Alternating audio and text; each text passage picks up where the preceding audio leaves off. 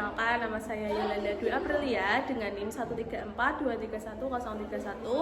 Saya dari Prodi PGSD Fakultas Komputer dan Pendidikan Universitas Ngudi Waluyo. Nah, hari ini saya akan mewawancara terkait pendidikan dengan Ibu Yulianti Lisa selaku guru kelas 6. Berikut videonya. Bisa Ibu perkenalan terlebih dahulu? Perkenalan diri saya. Baik. Perkenalkan, nama saya Yulianti Lisa Kurniawati sekalian SPD. Saya mengajar kelas 6 di SDN Leman. Sudah berapa lama Ibu mengajar di SDN Leman? Dari tahun 2013. Kalau di SD Leman kalau sebelum SD Leman itu 2 tahun. Tapi terus masuk ke SD Leman dari tahun 2013, saya sampai sekarang berarti sekitar kurang lebih 10 tahun. Kalau menurut Ibu, apa yang paling penting ditanamkan kepada siswa-siswa sekarang? Kalau menurut saya, dengan kejadian-kejadian sudah lewat, yang pertama nilai karakternya mereka itu adalah nilai karakternya yang jelas. Nilai karakternya yang jelas saya melihatnya dari kejujuran mereka. Mereka berani mengungkapkan aku itu misalnya katakan aja mempunyai suatu kesalahan, mereka bisa mengakui, bisa meminta maaf. Setelah itu mereka bisa mengoreksi diri. Besok tidak aku lakukan lagi. Yang pertama itu wujud tanggung jawabnya mereka. Nah, ini buat saya nilai besar buat mereka untuk masa depannya. Kalau cara Ibu untuk membuat suasana belajar yang lebih menyenangkan dan bermakna itu bagaimana? Yang jelas sekarang ini kita kan belajar di kurikulum yang sekarang itu kita pemanfaatan media belajar. Jadi mungkin media yang lebih menarik. Anak-anak itu suka hal-hal yang menarik seperti itu. Jadi mereka nggak bosan. Itu yang pertama. Lalu yang kedua, melibatkan siswa dalam mungkin media kita juga begitu. Contohnya waktu mengajar, misalnya saya memberikan game kecil, tidak hanya saya yang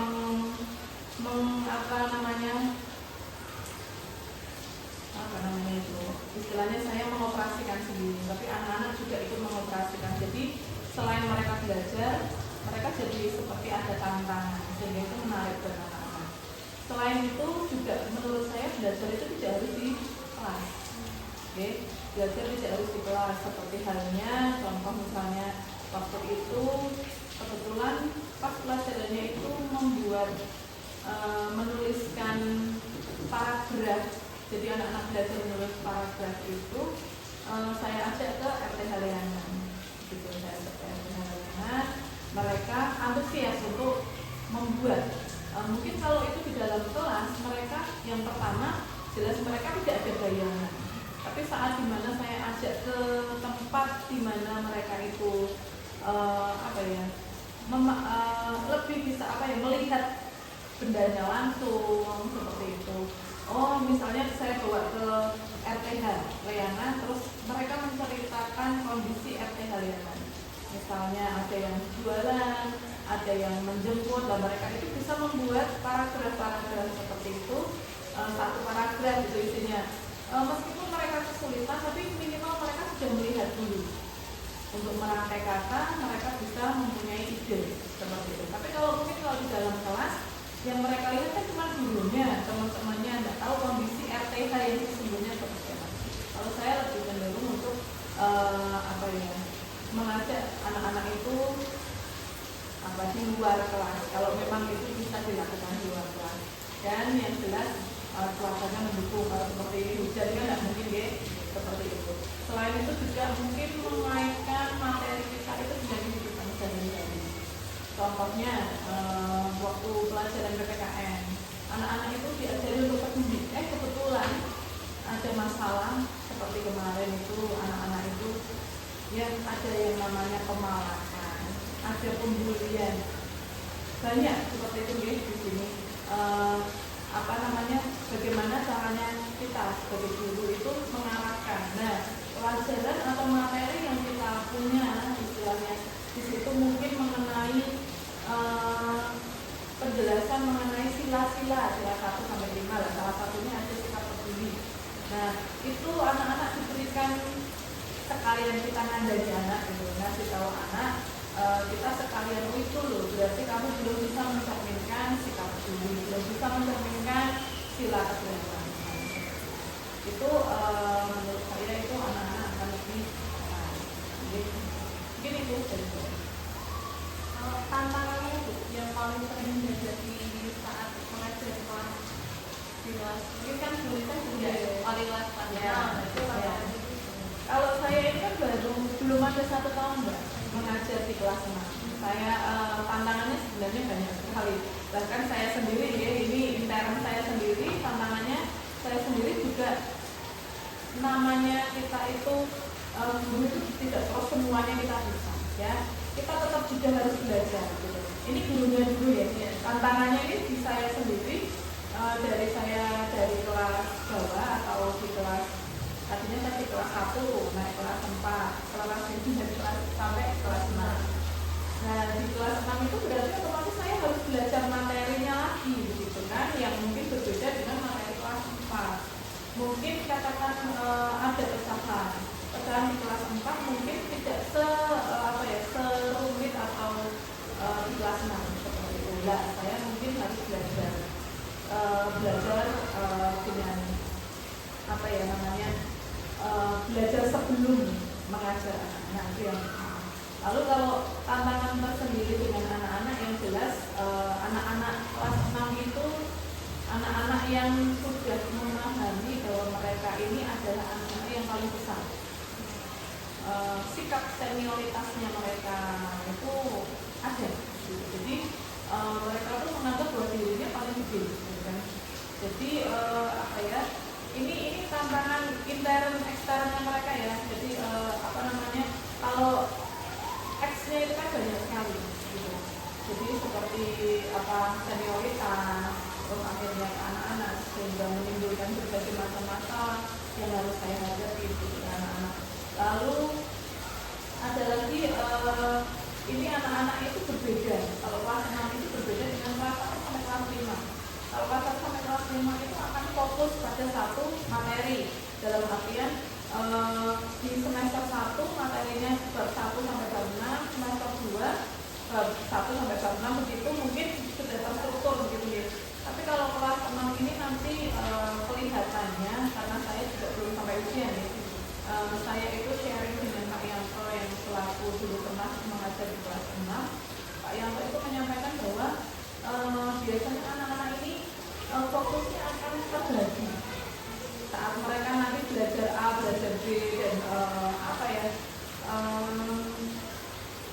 banyak hal yang mungkin terlalu banyak yang dipelajari mungkin jadi kurang fokus. Mungkin itu tantangan entah itu dari non-akademik ataupun akademik. Lalu untuk mengatasinya apa yang kurang semangat belajar di kelas maupun di rumah? Kalau saya di dalam kelas mungkin akan memotivasi anak-anak. Jadi seperti halnya ini contohnya karena ini anak-anak kan ternyata presentasi itu sangat dibutuhkan kayak public speaking. Jadi kemarin kebetulan itu Alif ikut lomba yang teknologi kemarin itu dia public speakingnya masih kurang saya melihat gitu. Makanya supaya anak-anak itu bisa belajar bicara, anak-anak tertarik. Anak-anak kan tidak harus mendengarkan kita gitu. Anak-anak boleh dengan materi yang kita punya, sesuai materi yang kita punya. Kebetulan materi beberapa di pembelajaran itu entah itu IPAS, entah itu PPKN ataupun bahasa Indonesia itu mereka belajar tentang infografi. Nah, salah satu kalau pertama kali itu infografinya ada di bahasa Indonesia. Mereka saya suruh buat sendiri. Tapi saat di IPAS itu infografiknya saya buat kelompok. Nah, kelompok ini dibuat mereka sesuatu hal yang baru buat mereka membuat presentasi seperti kita nih gitu ya, gede gitu. Karena anak-anak ini juga sudah tidak merem teknologi gitu loh. Mereka bahkan mungkin melebihi kita gitu kan. Jadi memanfaatkan anak-anak ini belajar untuk berteknologi itu tadi. Mereka senang membuat infografik yang istilah mereka menjelaskan. Kalau kemarin di KIPAS itu tentang warisan budaya. Jadi warisan budaya itu saya suruh berapa, misalnya minimal 3 kalian menjelaskan ke teman. Dan ini belum terrealisasi, kalau yang ini deh belum terrealisasi. Harusnya hari ini, tapi karena hari ini nanti ada kita rapat, sehingga saya undur hari Selasa. Itu anak-anak tuh sudah antusias, sudah ngirim ke saya, sudah ngirim Bu, infografikku dicek Bu, seperti itu. Jadi menurut saya ya memotivasi anak. Selain itu kita juga pendekatan personal pada anak. Selain pendekatan personal, terkadang itu kan ada anak yang tidak banyak bicara, maksudnya bukan memang tidak aktif, juga tidak banyak bicara, memang mungkin introvert ya anaknya ya, mungkin tidak semua anak itu semuanya ekstrovert gitu kan. Dan tidak, misalnya kebetulan maaf kata istilahnya, misalnya anak ini tidak terlalu pintar dalam hal pembelajaran, tapi dia juga bicaranya juga tidak banyak begitu. Biasanya merefresh diri. Nah, ini kita motivasi dengan kelompok gitu, supaya dia tidak takut untuk bicara di depan. Minimal dibuat kelompok itu tadi, seperti infografik, kita motivasi untuk dia juga ikut bicara. Karena di sana list tugasnya itu nggak, salah satunya yang paling bawah itu saya menjelaskan bahwa semua harus bicara, punya tugas begitu. Jadi misalnya memotivasi tidak hanya menarik saja, itu kan juga memotivasi anak bagaimana caranya biar mau ini belajar, sama-sama belajar. Belajar itu kan berarti kalau menurut saya harus ada perubahan, gitu kan. Saat anak ini saya buat dalam kelompok, terus dia tidak ada perubahan, ya berarti anak ini belum belajar menurut saya, ya menurut saya. Jadi kalau ini anak ini belajar bisa tertarik, kita motivasi bisa tertarik, gitu, berarti anak ini belajar, betul-betul belajar. Saat dia ada perubahan, itu menurut saya. Ya itu sih caranya, mungkin memberikan kegiatan belajar yang variatif tadi, seperti itu ya, seperti pembuatan infografi dan macam-macam, atau praktek-praktek di luar dan sebagainya. Mungkin itu. Bagaimana peran teknologi dalam pendidikan tadi? Teknologi buat saya sangat penting, akan tetapi harus dilihat sisi positif dan negatifnya. Dengan adanya teknologi itu, proses belajar bisa secara interaktif antara guru dan siswa, bisa mengakses dengan baik begitu. Akan tetapi ini secara positifnya ya. Terus secara negatifnya itu dengan adanya teknologi, terkadang anak-anak ini jadi terkesan malas. Kenapa? Ada contoh. Kemarin salah satu siswa saya, sebut aja namanya A, itu menyampaikan, kan kebetulan ya saya matematika itu tidak suka kalau tidak pakai cara, gitu kan.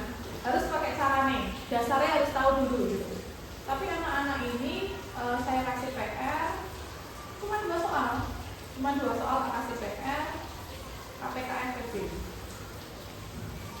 Karena dengan teknologi yang sudah ada, AI itu begitu marak ya.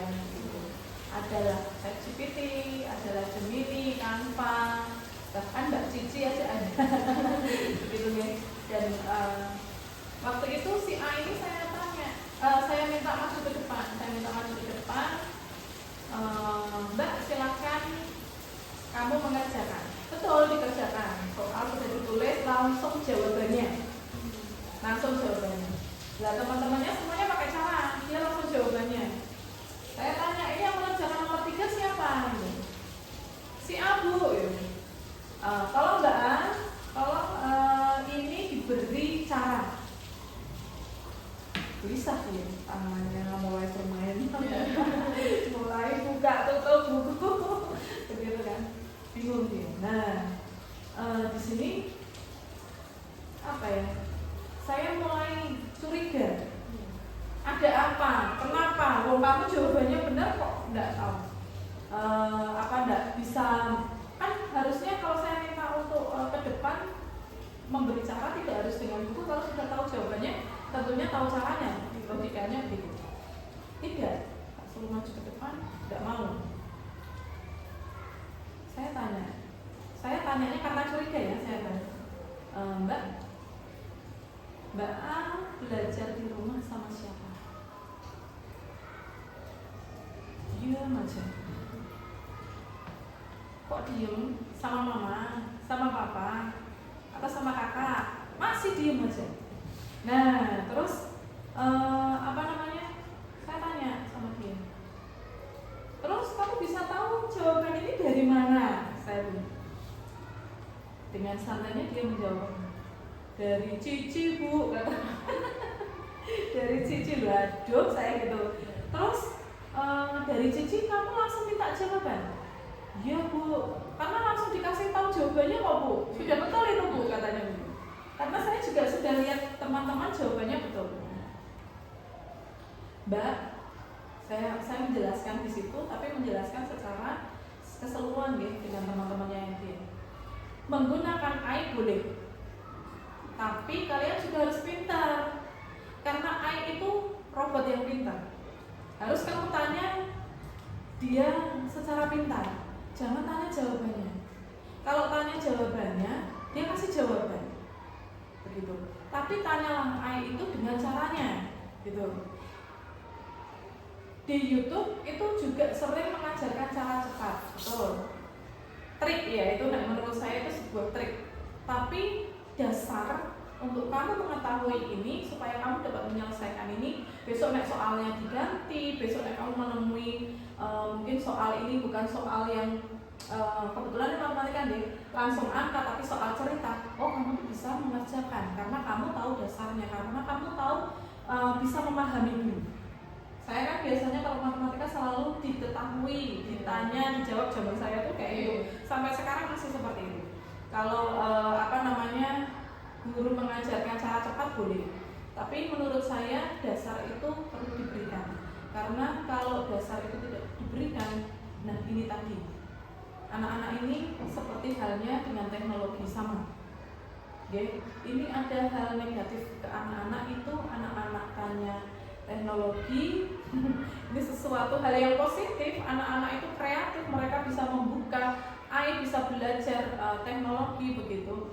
Akan tetapi ini akan membuat anak-anak ini tidak berkembang menurut saya. Ya tadi yang saya sampaikan, kalau anak ini kalau belajar itu berarti dia harus ada perubahan. Saat dimana saya tanya ini jawabannya seperti ini, caranya dia tidak tahu, berarti anak ini belum ada perubahan. Berarti anak ini tidak belajar. Buat saya, menurut saya itu anak-anak yang malas gitu. Karena dia hanya tahunya apa ya, buka AI sudah gitu. Jadi, nah padahal suatu saat besok kalau dia ujian, tidak mungkin dia akan buka AI. Harus ada dasarnya. Bahkan di dunia kerja kita juga tidak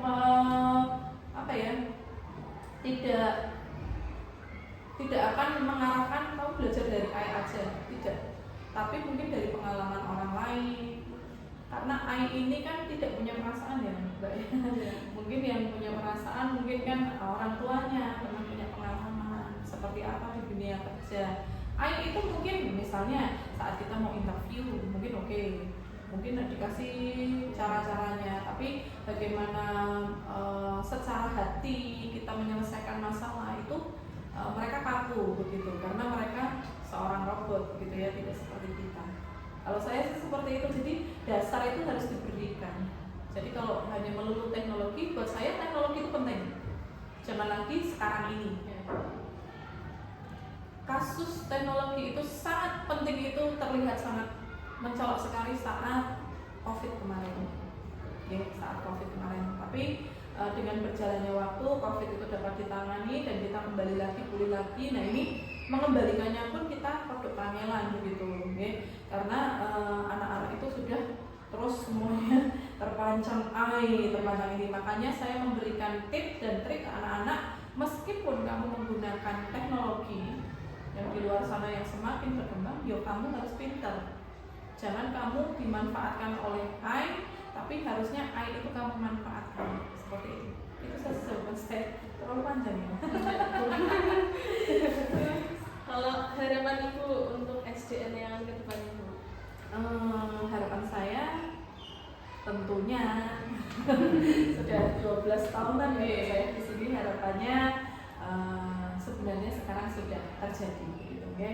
Sekolahan atau sekolah SD Leana itu semakin maju, semakin inovatif, terus membawa anak-anak itu menghasilkan siswa yang yang berkarakter, yang saya sebutkan di awal-awal dengan tanya tadi. Jadi punya karakter ya, karakter itu tidak bisa dibeli dan kita tuh istilahnya kalau kita mengajarkan karakter yang baik ke siswa, kami berharapnya pun juga saat itu juga siswa juga menjadi seseorang yang berkarakter dan bernilai tinggi. Seperti itu aja ya. Pesan Ibu untuk orang tua di rumah agar bisa mendidik anak? Kalau pesan saya simpel sebenarnya, tidak muluk-muluk. Karena yang selama ini saya hadapi di kelas 1, kelas 4 sama kelas 6 sama. Khususnya di SD saya ya, nggak tahu kalau di SD lain. Khususnya di SD saya mau pesannya kepada orang tua adalah bahwa silakan para orang tua itu meluangkan waktu untuk anak-anak. Karena seperti halnya salah satu contoh tadi yang sudah saya paparkan, anak saya itu, dan ternyata kemarin saat rapat itu kita ada pombel kemarin, kita bahas kesulitan belajar anak dan sebagainya, muncul ini Mbak, bahwa anak-anak ini seringnya tidak didampingi belajar. Nah, pesan saya hanya satu, luangkan waktu untuk mendampingi anak-anak belajar supaya anak-anak itu dapat semangat belajar. Sebenarnya mendampingi belajar itu kan tidak harus duduk manis, tidak. Sebenarnya mendampingi belajar itu bisa, kalau itu anak-anak kelas bawah ya, saya dulu sering memberikan tips sama orang tua. Kalau memberikan pembelajaran ke anak-anak kelas bawah itu jangan kelas gede pun ya hampir sama, boleh gitu. Tapi dengan cara yang berbeda karena mereka sudah lebih gede. Mungkin dengan tip yang berbeda begitu. Anak-anak yang bawah itu tidak harus nungguin terus. Kalau belajar itu kan tidak harus misalnya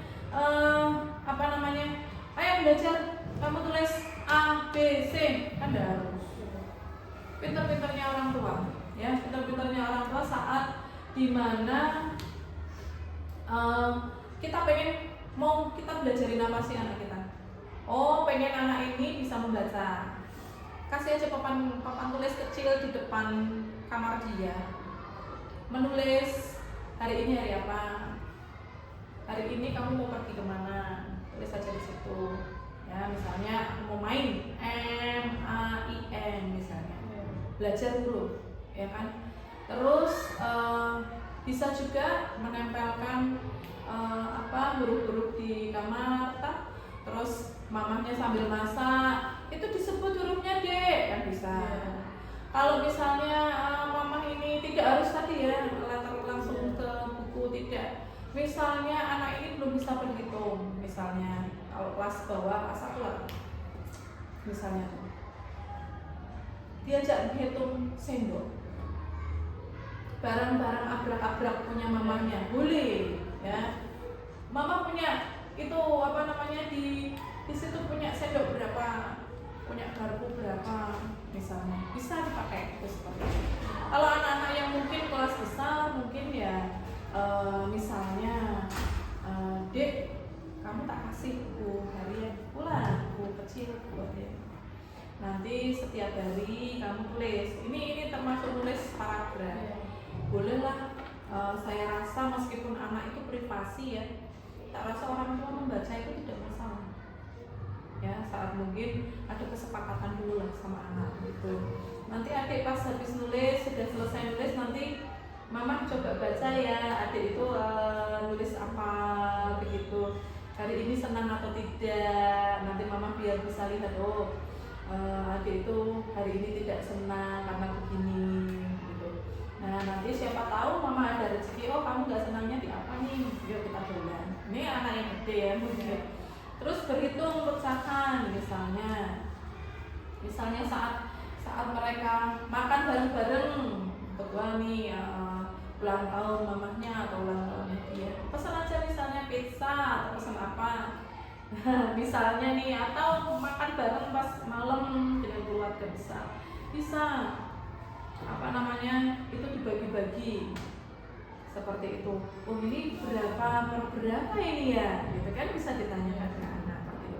Sambil menjelaskan, nah ini tak makan satu, ini jadinya berapa. Itu bisa sebenarnya belajar kan tidak harus dengan buku dan pensil ataupun pulpen. Menurut saya seperti itu. Jadi buat saya yaitu tadi pesannya singkat, luangkan waktu itu aja. Mendampingi anak sih.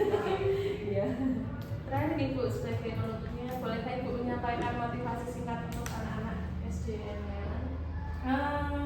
Motivasinya belajar dengan semangat, jangan takut untuk bermimpi, ya bermimpi. Karena masa depan yang lebih baik atau masa depan yang cerah itu diawali dari sekarang ini. Mimpi kamu ya toh, yang mungkin kamu usahakan dari hari ini. Itu yang sering saya sampaikan di kelas 6, saya sering sampaikan ke anak-anak saya juga begitu ya. Jadi jangan takut bermimpi, jangan takut kamu melakukan hari ini itu untuk ke depan kamu. Kalau kamu hari ini tidak berani A, sampai kesana-sana juga A itu tidak akan dilakukan begitu. Kalau kamu istilahnya hari ini kamu berani untuk bicara, nah mungkin besok akan ada tawaran-tawaran yang bagus seperti itu. Itu saja sih dari saya, pesannya semangat dan jangan takut bermimpi gitu. Terima kasih Bu Lisa, sebelumnya sudah meluangkan waktu berkenan untuk saya wawancara. Bila ada salah dari saya, mohon maaf. Terima kasih. Ya, sama-sama. Sekian video wawancara tadi dengan Bu Yulianti, semoga bisa bermanfaat untuk para pemirsa. Kurang lebihnya dari saya mohon maaf. Wassalamualaikum warahmatullahi wabarakatuh.